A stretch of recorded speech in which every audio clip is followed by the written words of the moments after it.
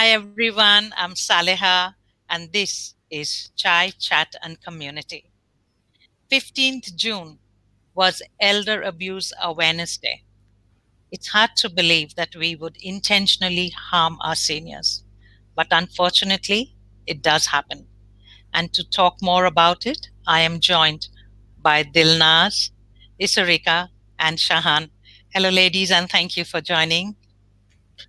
Hi, Thank you. Saliha. Thank you.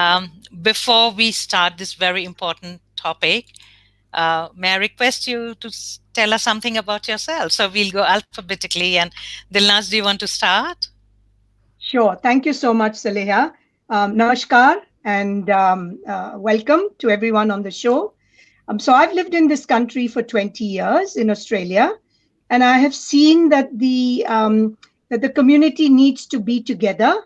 So we do a lot of programs that link up our communities. Our migrant communities are called networks, as we call it, culturally and linguistically diverse. And it's really important as a volunteer in the community that we talk of health, we talk of success, of peace, of prosperity, but we also take all of us together on this journey.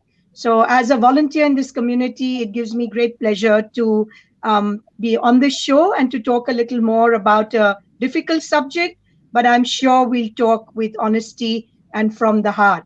So, Dil se Dilnaz. And Dil Bil. Yes.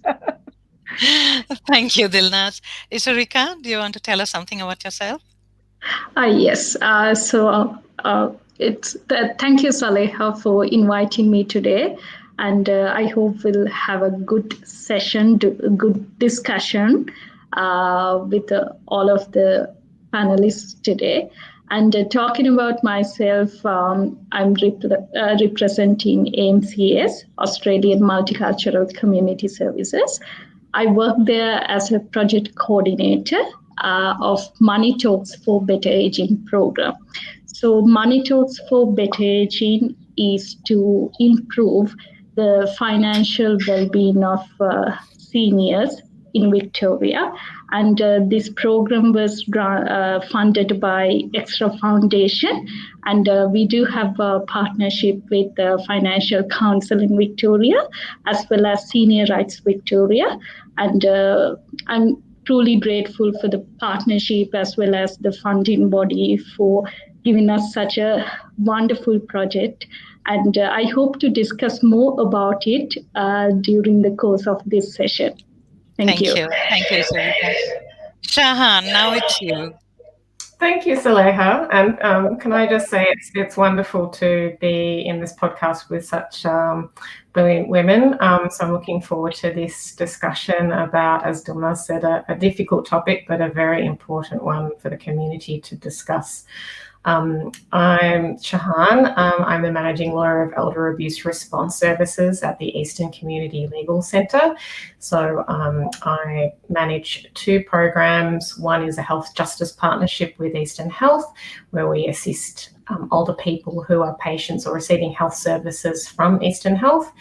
And the other service is based in the community, assisting older people in the community in the Eastern Metropolitan region of Melbourne, and they're called Elsa and Rose.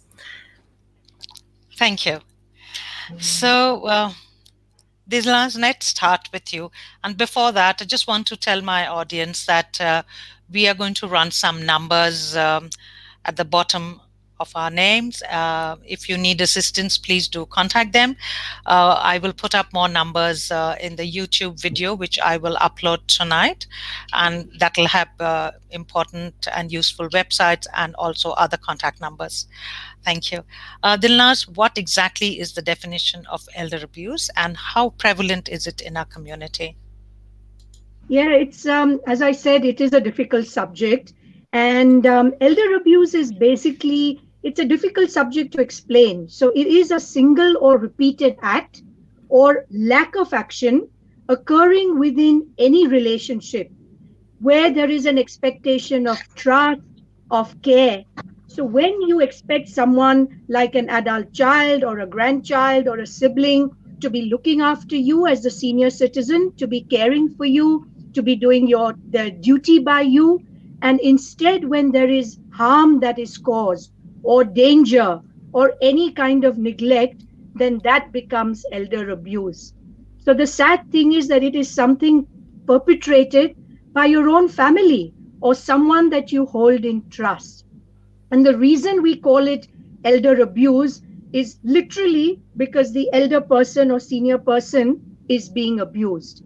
And as we'll discuss a little later in the conversation, there are different kinds of abuses, etc. It can be adult children, it can be your son, it can be a daughter-in-law, it can be the daughter, it can be grandchildren, cousins, nephews, nieces, anyone that you hold in a position of trust and hold dear. Doing this to you is elder abuse. Now, till very recently, say around the last maybe 5 or 10 years, elder abuse wasn't even recognized, Saleha. Family violence came into its own as a subject because of what we were seeing. But elder abuse was actually never even considered criminal or never even considered requiring legal action. After all, it's your own family causing you harm. Who would be talking about that? So elder abuse is a very insidious form of abuse that is often hidden under the carpet due to name and shame. But it does happen. It happens in every home. Nobody is exempt for it. So migrant communities, fourth generation Australian, Aboriginal and Indigenous, you name it, and elder abuse is there. And it breaks my heart. And that is the crux of this subject today, that it breaks your heart when you see senior citizens dependent on someone for love and care and attention. And then to see those same senior citizens, beloved members of the family, respected members of the family, being treated so shabbily is truly heartbreaking. And I think it's often when power shifts in the relationship. So, when one gets older Frozen and one, again. Yeah. yeah, when one gets older and one hands over their money to others, you find that these kind of inequity in the relationship creates the problems. Thank you. I'm getting messages, but somehow there's nothing there. Ho Chin Woo and Salar Khan, do you want to just resend your messages? Because it's just blank with just your names. Um, Shahan, do we have any data on elder abuse? There's not a lot of data at the moment. There's a national elder abuse plan that's in place, which sits under the Attorney General's Department. And as part of that plan, a prevalent study is being conducted, and the report, which I'm told is going to be about 300 to 400 pages, but don't worry, there is a summary, will be released soon. I understand that 7,000 older people in Australia were surveyed as part of that process. So it's the largest study of that kind and of that cohort within the community to have been conducted. So we'll have a better idea of the number of people experiencing this type of abuse when we see that report. But we do have a little bit of data to give us an indication. And a lot of organisations estimate that it occurs within about 14% of the population, but we're not sure. Wow. We do know that there is significant underreporting. However, according to Crime Statistics Victoria, the number of reports have been increasing. So in 2016, for example, 3,428 reports were made by people aged 65 years or above that were family violence related. And 50% of the perpetrators in those matters were adult children. Now, in 2020, that number rose to 5,188 reports. So it is increasing. Increasing, yes. Numbers.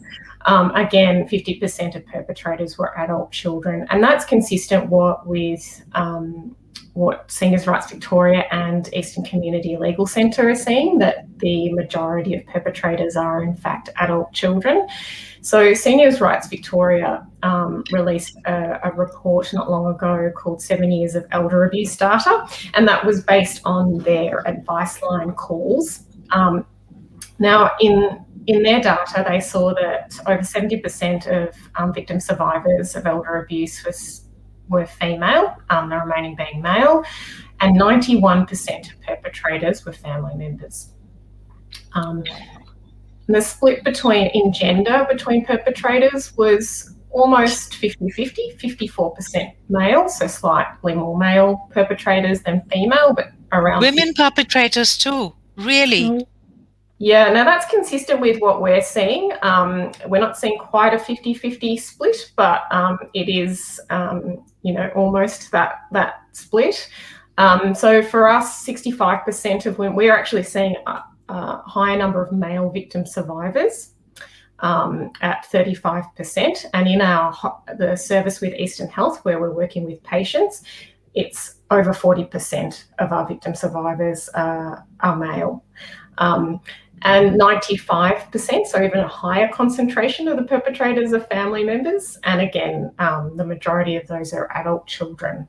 And we're seeing, as I said, an increasing number of female perpetrators. So daughters, granddaughters of the older adult. And the main form, so as Dilnaz said, there are different forms of abuse.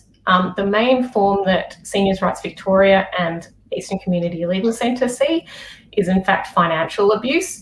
And the second largest form of abuse that we see is psychological. Now, often the financial and the psychological go together. Rarely does financial just exist in a vacuum.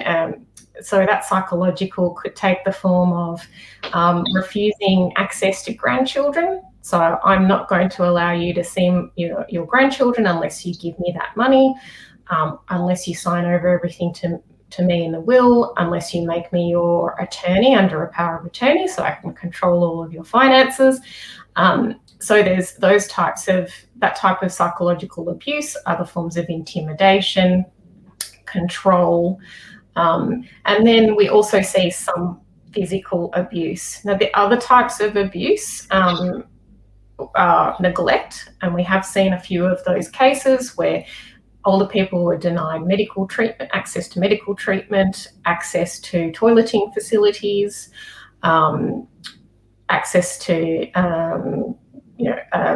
meeting their basic needs like food and things like that, adequate food and clothing. Wow. So that's scary. Yeah, it is. It can be really scary. And there's also sexual abuse is the other form. So we see a whole range of types of abuse. And I think for people who are listening, a lot of people think of abuse as something physical, but most of the time what we're seeing is in fact not physical abuse. We're seeing, that control of finances and that psychological, emotional manipulation and control. And if I may add to what Shahaan says, and this is what we've seen in the community in the last 10 years that I've worked with a number of seniors in the Indian, Bangladeshi, Pakistani, Sri Lankan, Southeast Asian, and even the Asian communities like the Chinese, Mandarin speaking, Cantonese speaking, is that sometimes what it starts with is an age-based discrimination. So it's ageism basically, isn't it? Yes, it doesn't it doesn't necessarily start as abuse, but it implies that you're too old, or you can't do this, or it's better you stay at home. And it comes from a so-called perspective of love. You shouldn't be going out, you might have a fall, or you shouldn't be attending, you'll eat food and fall sick. But then it starts kind of gaining momentum, from a molehill into a mountain, because then the person starts getting isolated. There is stigma, they're not going out, they're not meeting people, they're losing their sense of independence, their sense of self-worth. So often it doesn't necessarily start as, you give me the money or I won't let you see the grandkids. It starts in smaller actions, which then the power and control just grow and grow. And that's been our experience from community, working closely with community. Yeah, and it can be, it can be from a place of as I said, love and efficiency. So if we think about the age of adult children, they tend to be looking after children themselves and they're working. And so when their parents start getting older, they think, okay, well, I'm going to look after my parents, but I'm so busy, I'm not going to actually ask them what they want because I don't have time to do that. I'm going to do what I think is best for them. And that's where the control starts. And the wishes of the older person are disregarded. Now, what the law would say about that is that even when you're working under a power of attorney, and even if the older person, your parent, for example, doesn't have the ability to make their own decisions, legally you still have to take into consideration their wishes. And that's the human rights framework that we have in Victoria, which is vital because, no matter how old we are, even if we're a child, you want to be heard and you want your wishes to be taken into consideration. And all people have that right. So, yes, as I completely agree with Dilnaz, it often doesn't start from a bad place, but then it just spirals from there. And so, I think sorry, Saliha. I think it's also an entrenched kind of ageism in society. Apart from elder abuse, which we're discussing today, but the concept of entrenched ageism, booढ़े हो गए तो you just move them from the middle of the room to the side. अभी आप वहाँ बैठ रहो, just sit there, don't speak, don't talk, don't do this, don't do that. So it's an entrenched ageism which opens Pandora's box to elder abuse. So it's a wider issue in many ways, yeah. And this is what I was going to ask. Is it when the seniors are living with their children, or is it also when they're not living with their children? In both cases is what we would say. It doesn't matter. Yes, I think we've seen an increase in incidents where people are living together, particularly during COVID, and that has caused an escalation of the abuse, or it's caused stress on the relationship, and family relationships where there might have been some tension before, things have then become worse. So we have seen that, but we're also seeing a number of clients who do not live with their children at all, do not live with the perpetrator. They're in separate places, and yet there is this control. And as Dilnaz talked about before, it can be a relationship of care. So you might have your parent living in a home and you're going to see them and to care for them. And then you start taking control of the finances, and then you start taking money and using it for different purposes that your parent isn't happy with, and it goes from there. And when your parent may say, oh, but I want that money back, then it can turn into, no, this is my right because I'm your child, and if you're going to be so difficult, then you're not going to see the grandchildren anymore. So, things can just go from there. Also, just to let your listeners know, Saliha, that I've had senior citizens tell me that even not giving them access to their own mail. So, somebody goes to the mailbox to pick up their mail, to open their mail. It's a letter from maybe someone overseas. It's a wedding invitation from a family member from overseas or locally. It could even be a bill.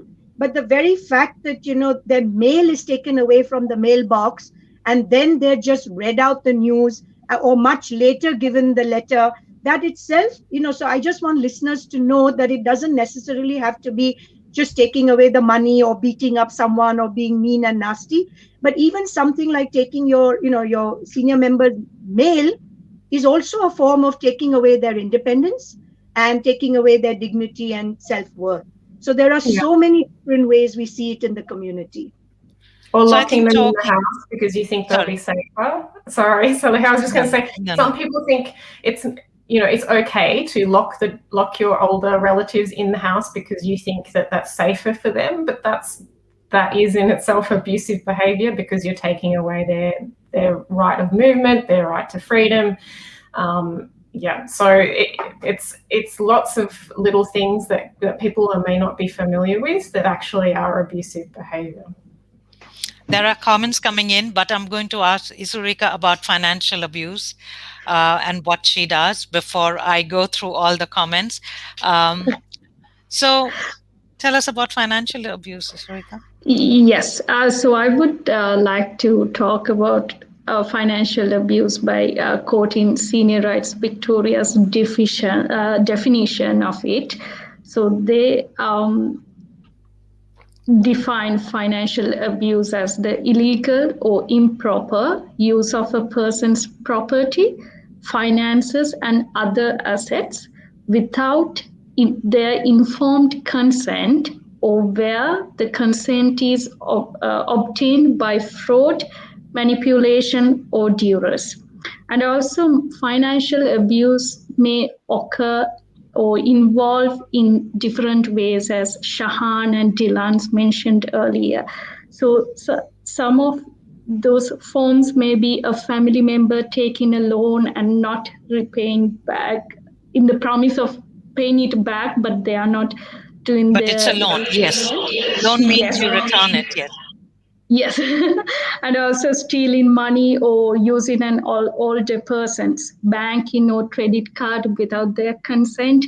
That has been, like when I'm doing my program, I have encountered with such circumstances, and maybe forcefully encouraging them to change to a will or other legal documents, or sale of any property or assets without the authority or consent of that person, and forced transfers of property. Those are some forms of financial abuse. But when it comes to, I would say, like real world circumstances, sometimes we are finding more issues, like the program I'm doing, Money Talks for Better Aging. The main aim of the program is to improve the financial well-being of the seniors, and also to let them know these are the services and resources available. When we had our first sessions with them, we had two co-design workshops, and for that we've got participants from different cultural backgrounds. Some of them were not really willing to talk about their issues very openly. After the session, some of them contacted me. So their main issue or the concern was that some of them are here as dependent of their children. Their children are the ones who are like citizens or the permanent residents in Australia. They have come here to help their children to make their lives easier.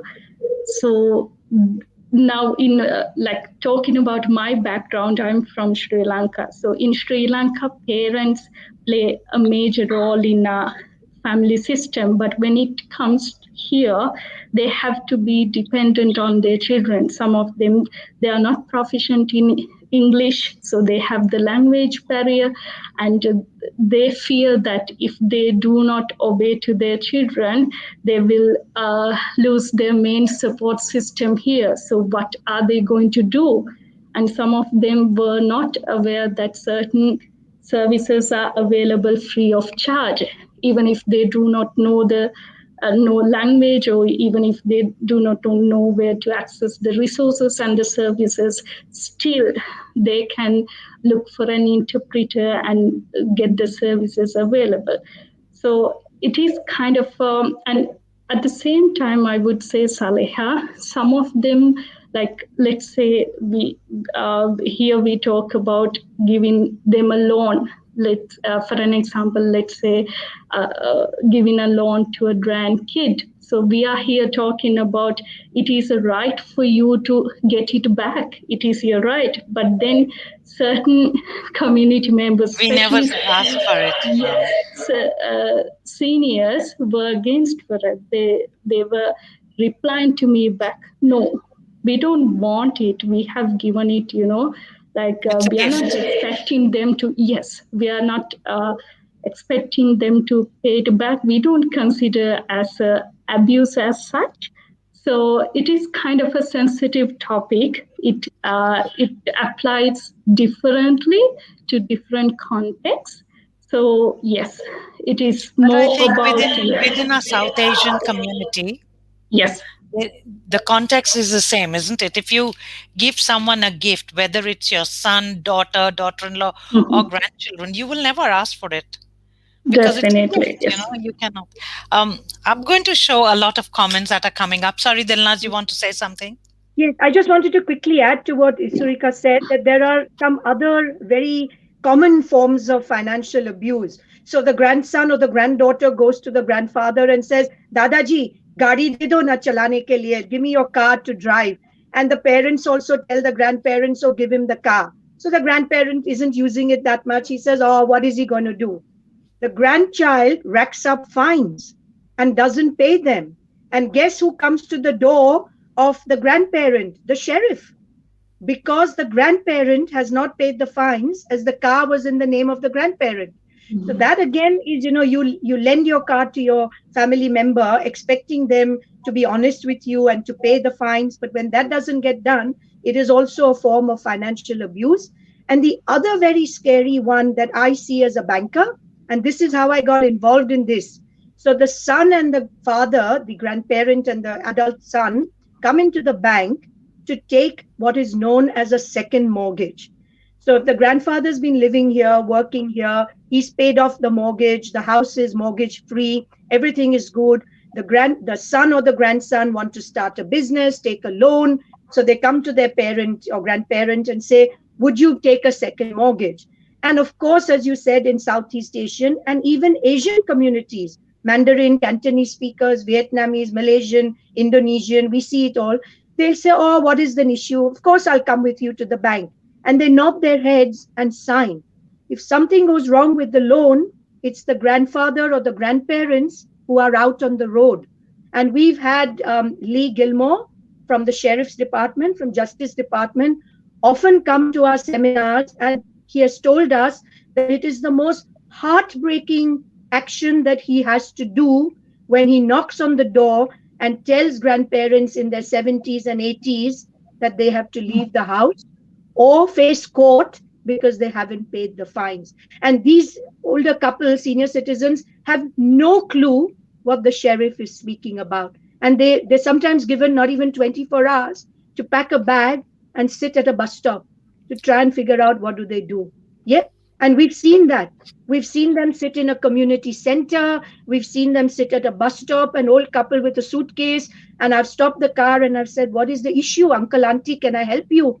And before you know it, they're sobbing. And this is their story.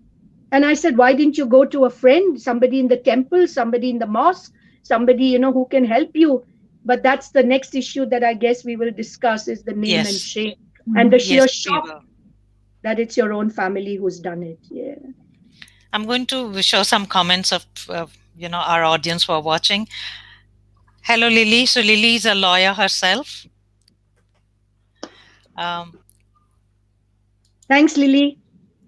Sarah Phyllis says seems similar to the cycle of power and control wheel of DVRC teaches us that women mainly experience.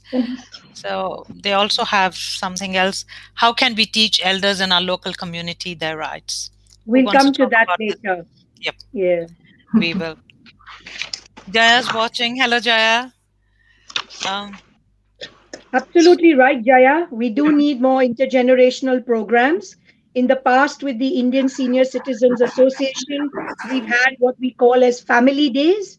And we've had that with the Chinese Health Foundation too, in Whitehorse, in Box Hill, where we have grandparents, adult children, grandchildren, fur children, the fur babies, the dogs, everything together. And in a cordial spirit of understanding, we talk of these issues without pointing the finger at anybody, but just highlighting what is abuse and how sometimes all of us could accidentally be doing it or maliciously doing it. So intergenerational programs are the way to go forward.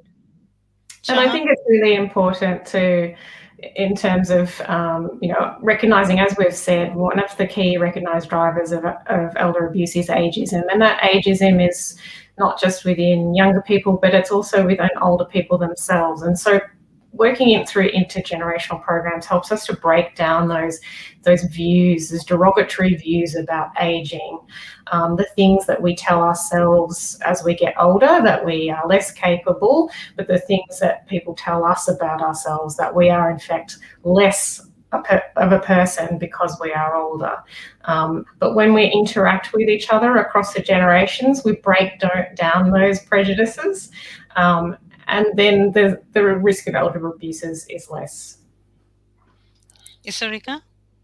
Yes, because with regard to that, my program, we did a training session for staff members, MCS staff members, especially support workers who are working with the seniors in the ground level. So this was done in partnership with the Financial Council in Victoria. So this training session actually covered them how to identify elder abuse, and in such a circumstance, how you would, as an outsider, how you would intervene, how you would tell the person who's facing the abuse, like how to face this, as well as how to react in the possible way without even deteriorating the relationship with your family. So that is also really important. That's what when we are doing the sessions, we need to always make sure that this is not something we are doing to break up your family relationships, because sometimes seniors take it wrong. When we say certain forms of abuse, they would take it wrong that, no, I don't want to, I'm really happy with my family.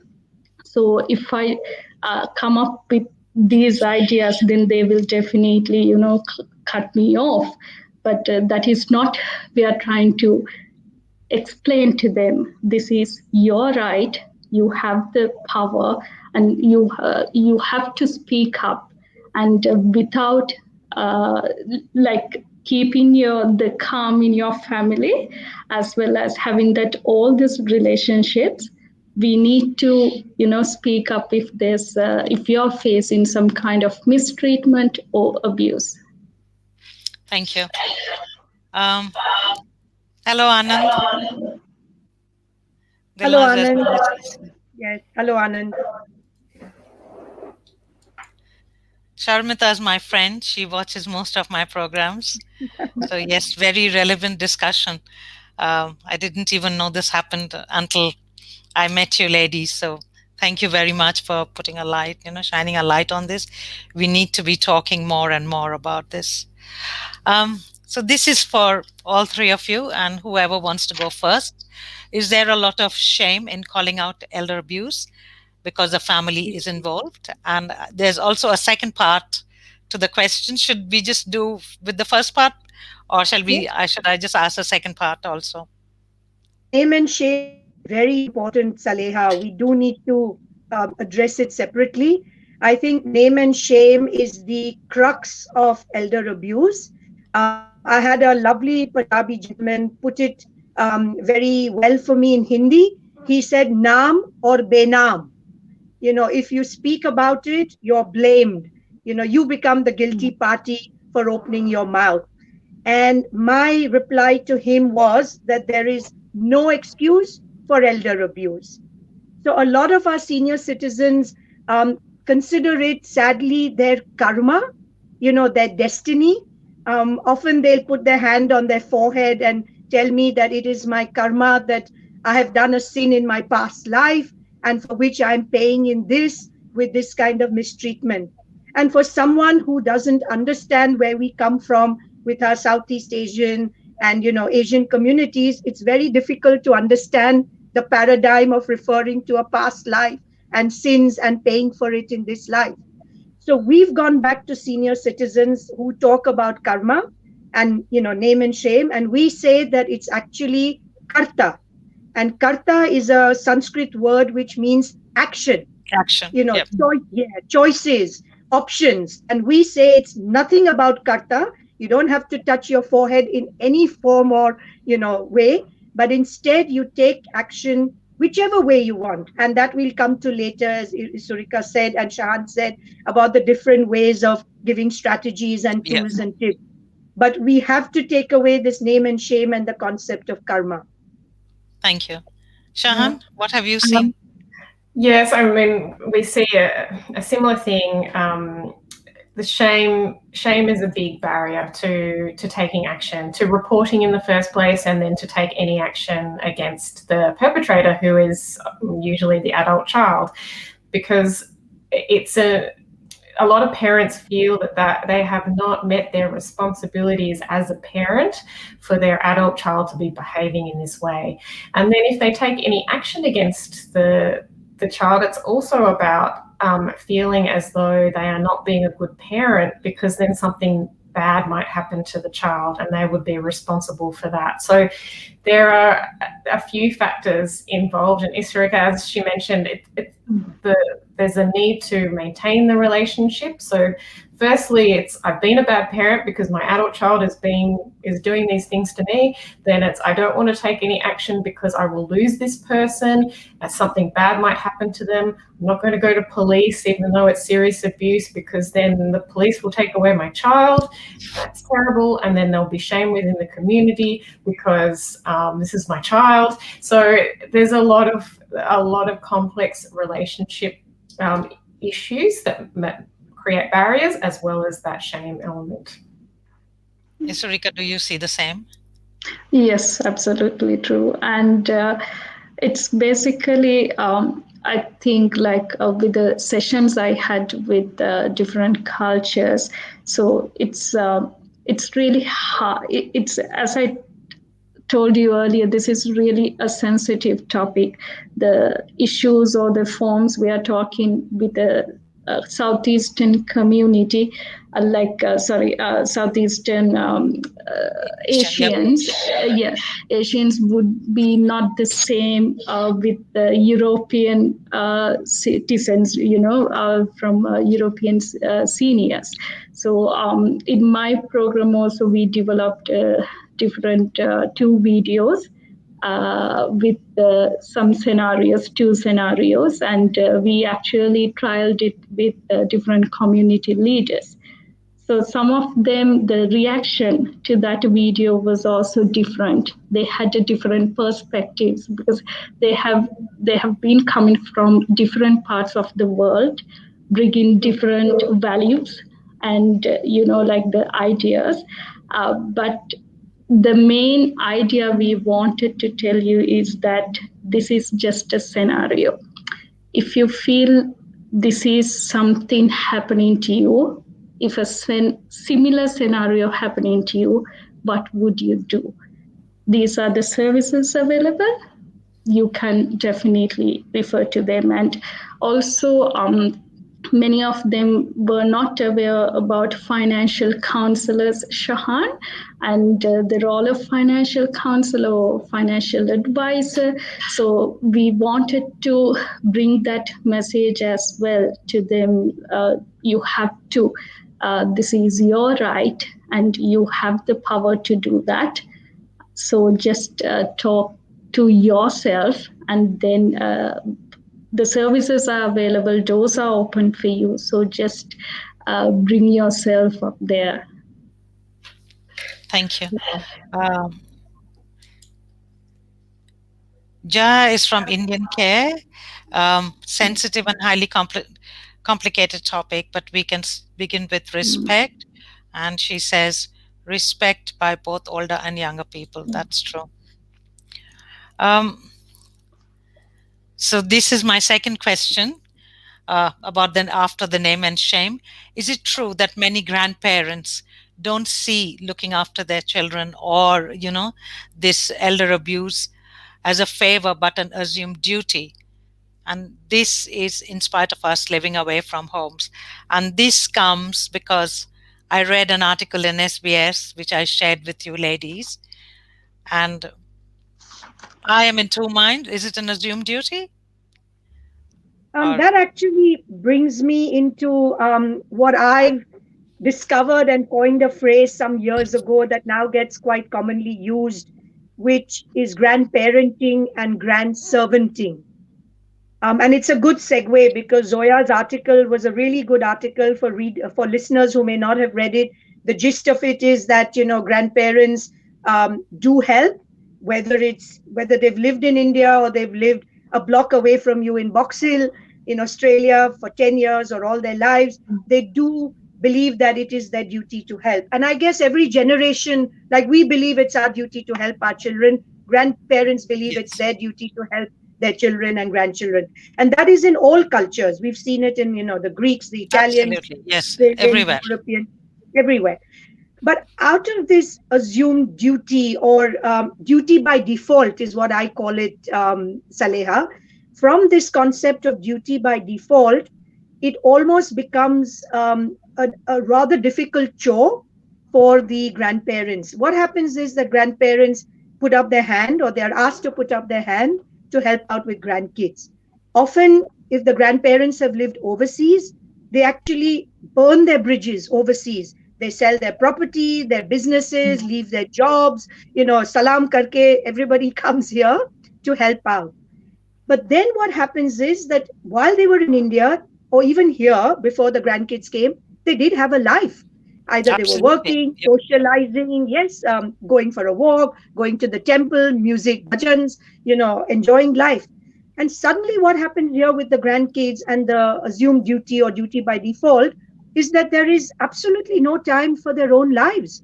And this is what grandparents have said. And when I hear this sentence start, don't get me wrong, ab galat mat sochiye. I love my grandchildren dearly. And I think, for every line that I hear this, if I were to charge $1, I'd be a millionaire by now.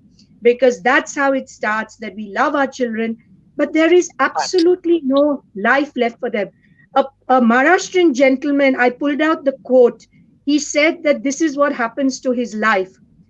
Na khana na pina, na gana na bajana. So no food, no water, no time to sing or music. Na kisi ko milna, no time to meet anyone. Sirf rona dhona, it's only crying and trouble and problems. Ye kaisa pyar hai? What kind of love is this?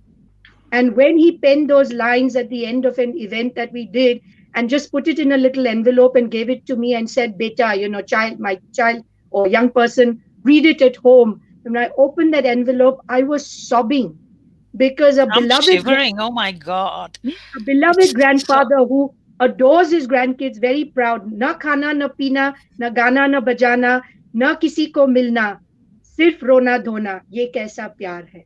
Yeah, and those words have, stayed with me. So grandparenting does become grandservanting. There's no other way of looking at it. And I hope readers and listeners are listening to this to understand that however old or young you are, you're still entitled to a life of your own. as Sharmita says, this is giving her goose pimples. Oh. Goosebumps. Yes, it's very scary. I want to just read out a few comments that are coming in, and I also want to ask you a question, and want to ask you if this is what happens. I did talk to you about it before, but I'll just show some comments. Um, how do we open the discussion, the education with the family, the potential perpetrators who find themselves ill prepared to face the responsibility of supporting our elders? That's from Jean. Thank you for watching, Jean.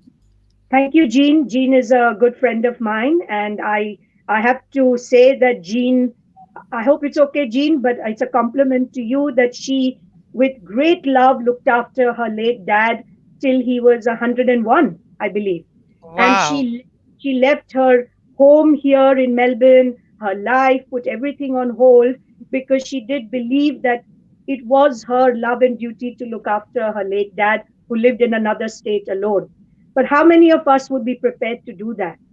How many of us would be prepared to, put Give up everything on on our hold? lives. Yes.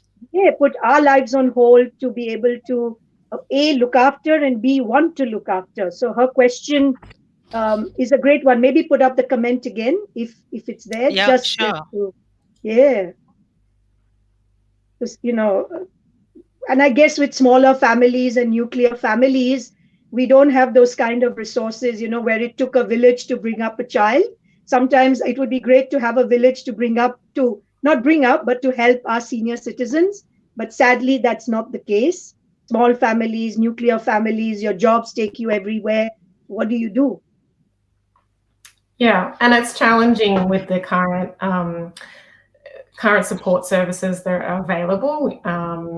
I moved countries to look after my father, to be close to him in Melbourne, because the supports available were insufficient, and the waiting list in order to get aged care assistance in the home was extremely long. So it would have taken 2 years to get the help that he needed. So it's understandable that some children take over that responsibility, because what else are you going to do? The thought of putting people in residential aged care, particularly after what's gone on, absolutely, after the yes, terrible, and culturally, it's not something that we do. So there are supports available for carers. There are support groups to provide opportunities for people to talk through the impact that care is having on them. There are respite supports available when you need a break, because look, none of us are superheroes, and sometimes when you're looking after a person, whether it be your older parent or someone else who's got an illness, it can be a lot. And if you've got other things happening in your life, then even more so. So I think it's good to be able to recognise that and access the supports that are available. There's also family counselling and mediation through Better Place and Relationships Australia Victoria. Now, that's really helpful for not just this situation, but where you need some support to be able to have some difficult conversations with other family members, and that might be around planning your older years, how you want to live your life, who you want to be your attorneys. If you have a couple of children and they're each vying for position, and you don't want to give both of them that power, then it's a difficult conversation, and it might be something that a mediator can help you with, or you might be able to talk through some of those difficult relationship issues with a counsellor present. And that's just to give you that structure around the discussion and that support, so that you can manage the relationships while still talking about those difficult topics. When Isurika mentioned about financial abuse, another one that I was reminded of was private school education. It doesn't get spoken about much, but a lot of grandparents, kind of by default make a promise to their adult children that they will support their grandchildren through private education or private school. And many of us know it's not a cheap proposition. But sometimes their own financial condition may change, and they may not be able to continue, for the 6 years from grade 7 to grade 12 as it's here, or further studies overseas. And when that happens, it also, everything goes pear-shaped. So that's another form of financial abuse that we've come across through the banks where I've worked, as well as in the community. And in Australia, private education is a big loophole for elder abuse to happen.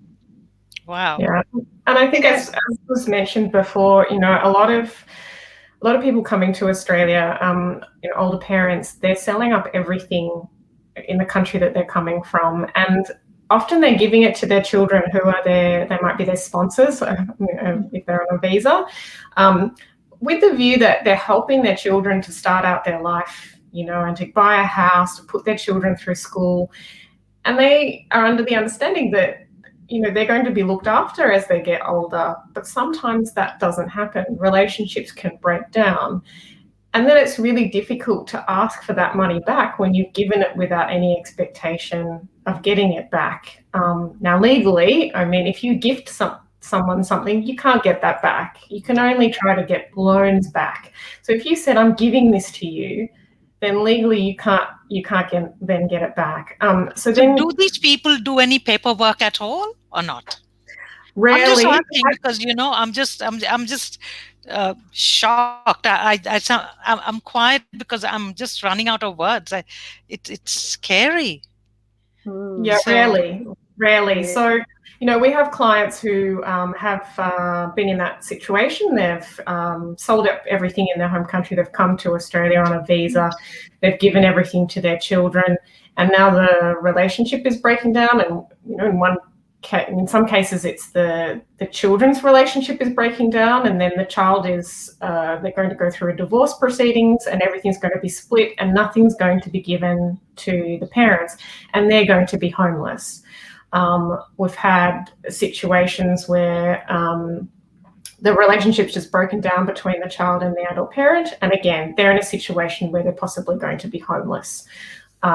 We've had situations where it's been there's been a remarriage, so the mother of the adult child has passed away. The father has found a new wife. The father's then passed away, and then the adult child has said, well, in the course of things, has got the property signed over to them from their parent, and then when that parent has passed, said, okay, get out of the house. You're not part of the family. So we have older people who are in a situation where, in their older years, they've spent a lifetime working and earning money and putting things away, but at the end of the day, they're going to be homeless because of this abuse. I had a lovely Sikh gentleman, Colonel Singh, as part of one of the senior associations, who said it really well. He said, when you're alive, give your children love. After you're dead, let them get your money. And I thought that was succinctly put, jab zinda ho, pyar do, mar jane ke baad paisa do. And I thought that was really well said, because in our love and, appreciation, we hand over things when we're alive, not realizing that sometimes, as Shahaan said, but also a senior citizen suddenly has ill health and needs money for medical expenses, sometimes for private medical health. You can't wait through the system, but the money's already done, dusted, and gone. So where's the adult child then provide, and how do they provide for the grandparents? So it's really important that our senior citizens understand that their wealth and money should be in their name till they breathe their last breath. Yeah. So if that is the case, and I'll ask Isurika this, if that is the case, what Dilnaz and Shahana are saying, and if a child is sponsoring the parents to come, what is the situation then? I mean, the parent has sold their, their homes, their land, I don't know, their businesses, whatever it may be. Yeah, What now? and What now? yes, Saliha, because I was going to add this about the parent visas, because even when I was talking to different community groups to attend to our sessions, some of them was like quickly rejected, and when I asked why, they were telling me, we are on parent visas, we don't have any kind of right to be in your session. Then I said, no, you should actually join, because you are here. Some of them are here for like 5 years visas, and there are different types of visas. So some of them are for 5 years, and then they go back to Sri Lanka, and then they come back. So mainly the reason why they are staying here is to support their children and look after their grandchildren. So their main role is to look after their children while in Australia. So at the same time, the issue is that, okay, so you have kind of come here for a purpose, and what is it for you? Do you really enjoy it? Do you really enjoy the benefits of being in Australia? Do you get a chance to talk to your friends as you used to do back in Sri Lanka?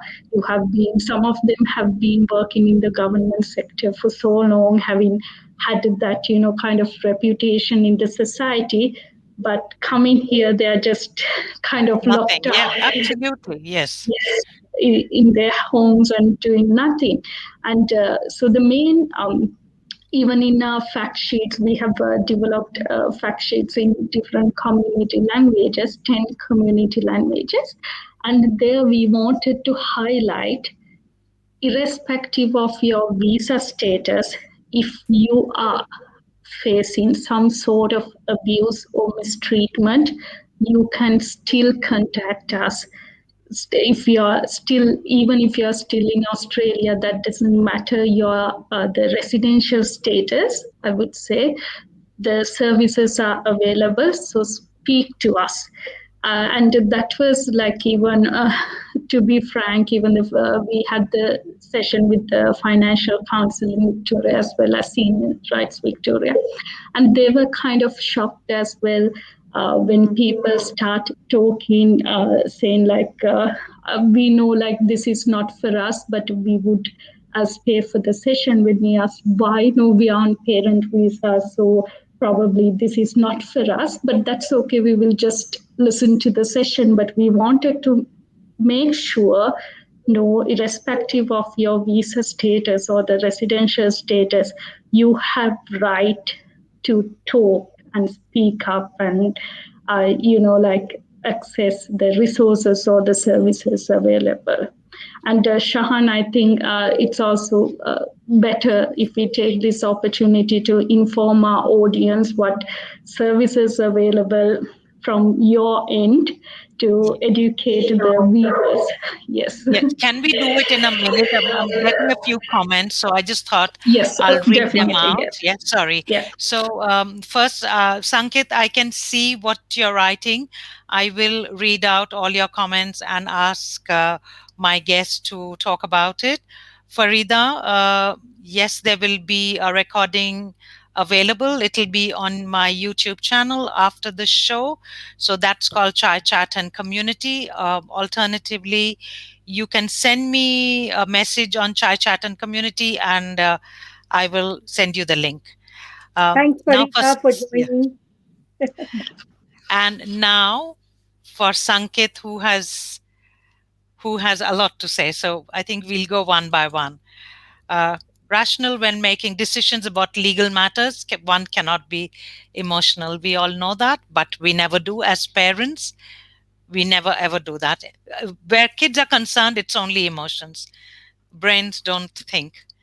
No, Um, can I just say, Saliha, I mean, on that point, if you're being the rational child, then the rational child can say to their parent, see an independent, get independent legal advice. So if your parents are wanting to do everything for you, then that's one thing you can do for them. And that means that they can see a financial counsellor about any financial matters that are happening, any debts or anything like that.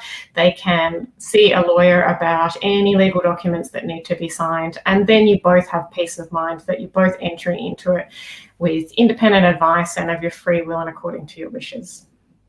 Absolutely. So Sankit used to work in a bank. And yes, elderly parents giving financial guarantees and cash help for private schools, like Dilnaz talked about. I did not know about this, to be honest. And then he says his parents are coming over. They have clearly said they will come. And the next one says, and try out, but will go back if it does not work. They are keeping all their properties and investments in India. They said it's too risky to sell everything, and if they change my mind. Yes, Sankit, very smart parents. Unfortunately, from what I hear, not parents are like this. And going back to what I wanted to ask you, and I know we spoke about this last year when I was traveling to India, I met this couple. They come and live. They have been coming to Melbourne every year for the past 8 years or 10 years. He's got their son lives in Melbourne, and both daughter-in-law and son they work. So they basically look after the grandchildren, pick them up, drop them to school. I think the youngest one was in childcare, and I did not know about elder abuse as such. I always thought elder abuse meant physical abuse. Um, but the fact that, you have to look after your children. I asked them if they were happy, and they were like, we love it. And every 11 months they would go back to renew their visa. They would stay in India for 1 month. 13th month they'd be back and do the same routine, and they love it. But a lot of times they said they just sat at home between the two of them. They talked. How much can you talk between the two of them? And especially if you've been married for 30, 40 years. I mean, I'm guessing more than 30 years. There's a limit. I mean, I know what I'm going through. 15 months, 24/7, both of us working from home. How much can you talk? So, yes, I suppose they were lonely, but do the children realize it, or are they not realizing it? And the grandparents are like, it's our duty. Is this what you face? And I think that's the isolation, which is across ageism, across, getting older. So there may not be any abuse, genuinely not be any abuse, but due to one reason or the other, there is isolation. But when it becomes elder abuse is when the grandparents don't get the option, because they're running between, 2 or 3 kids, activities. We know as parents, it drives us round the bend. So for grandparents, it's that much harder. Sometimes they may not even be driving. So, they're using public transport, walking, etc. So it is that isolation or getting cut off from all your connections in the community. We came across some cases, Saliha, where people actually went into dementia because for a whole year, they were completely cut off. With the grandchildren, how much can you talk? You're taking them to something, coming back, because they couldn't speak the language. They weren't talking to other parents for school drop off. So they weren't having that kind of, hi, how are you? Have a coffee. They were coming back, cooking, rushing for the next one. And 2 of the people we discovered, one in each partnership, went into early dementia because of the fact that they genuinely weren't using their senses. They weren't meeting, connecting, thinking, speaking to others. And it was a slide into rapid dementia. But I think the important thing, because I'm not sure with the time how long we have, Saliha, we're already into an hour plus, so we're going to talk coping mechanisms and strategies. Maybe we could come back and talk again, because this will not stop. True. So let's talk about where senior citizens can get help.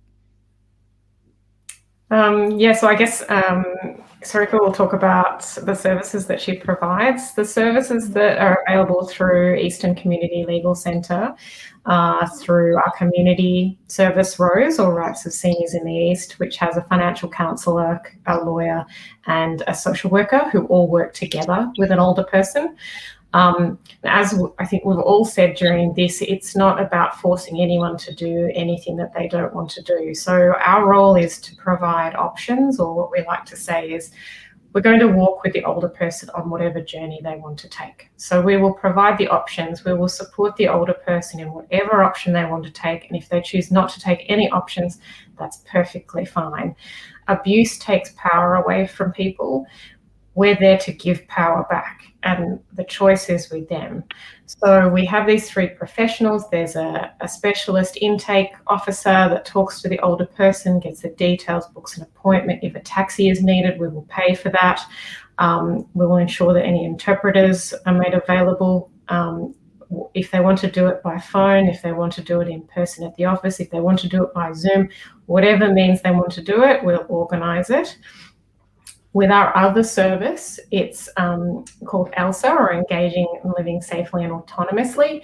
It's what we call a health justice partnership. So we work with Eastern Health, and it's for older people who are receiving health services. If they're an inpatient, an outpatient, or they've just recently been discharged from Eastern Health, any of their sites in the Eastern Metropolitan Region of Melbourne, then we'll receive a referral. Again, we have a financial counsellor and a community lawyer.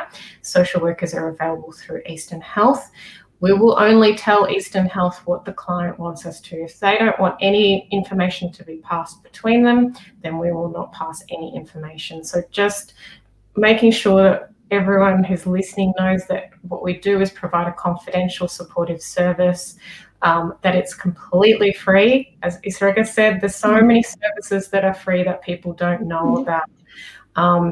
And we also provide referrals. So if you talk to us and you're not sure that this is a service that you need, but you're telling us these are the issues you're experiencing, our intake officer knows very well all of the services that are available, so they can do a warm referral if that's what's needed, contact the service and make sure that they are aware of the circumstances and pass the older person over to them, or if the older person prefers, provide the details of that service. And some of those services are ones I mentioned before, Relationships Australia. I'll have those numbers and websites. Yep. For counselling and mediation, and that can be individual counselling or it can be family counselling or family mediation.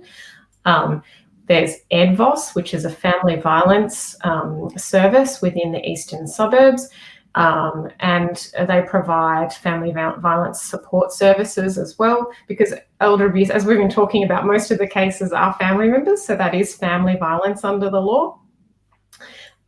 We have each providing counselling and financial counselling services, and I might just pass over to Isurika to talk about the services that she provides now. Thank you. Yes, so under my project now we have created some fact sheets, including all the information about financial abuse and the services and resources available for them. And we have, even Shahaan, we have highlighted them, these are free and interpreters are available, conversations private and confidential. And we are planning to do some workshops with different community groups. We have already got received some expression of interest. So we are going to go to the community and conduct workshops on financial abuse. And the other main thing we identified is that we wanted the community leaders to take over the role and do the workshop. So we did a workshop for 12 community leaders from 12 different community backgrounds. And we have trialed our video as well as our fact sheet with them. And we have given them a resource pack. And we thought the main reason why we did a community leader briefing was that we wanted them to take the leadership and do the workshop for their own community, because they know how to approach them. They know what are the sensitive topics, and they know how to make them feel, empowered to talk about a topic like this. And I'm so glad to say that we have translated the fact sheet in 10 community different languages. We are in the process of dubbing the video in 10 community languages as well to reach wider community and to break that gap between the service providers and the community. And so for those who are listening and watching us today, so if you want your your club or association to organize a session, I'm more than happy to do that. We are in partnership with Financial Council in Victoria as well as Seniors Rights Victoria.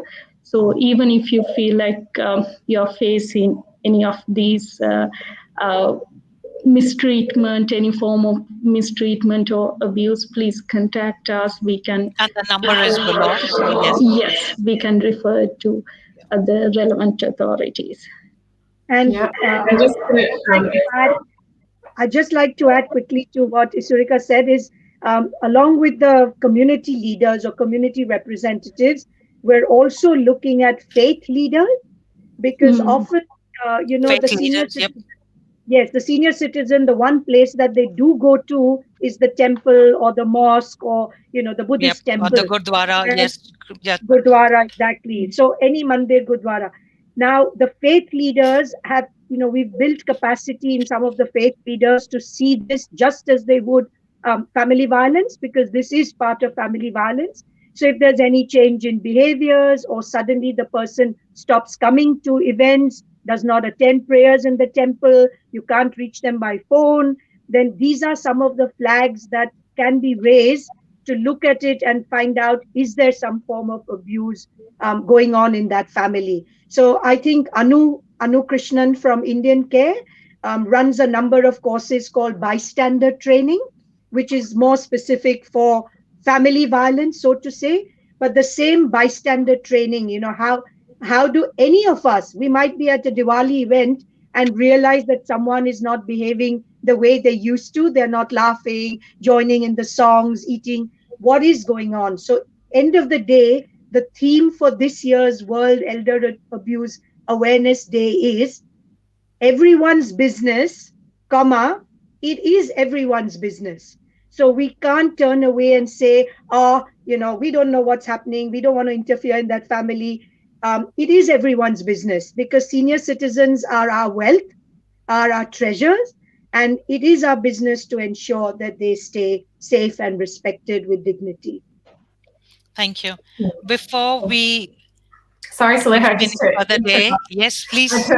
I just wanted to tell listeners that if they're not in the Eastern Metropolitan region of Melbourne, but they're in Victoria, then Seniors Rights Victoria provides legal and advocacy or social work support in Victoria. And if you're not in Victoria, then 1-800-ELDER-HELP is the number to call.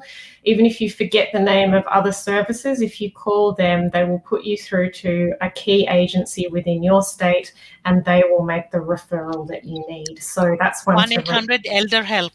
Elder Help, yes. Yep, I'm going to write that because I'll put that too. Okay, 1-800-ELDER-HELP. Yep, thank you. That's a pleasure. They've had an 100% increase in calls to their number in the past 6 months. So clearly the message is getting through, but I think it's important to just keep, as we've all said, keep talking about it. Thank you. Isurika, do you want to say something before we end tonight's chat?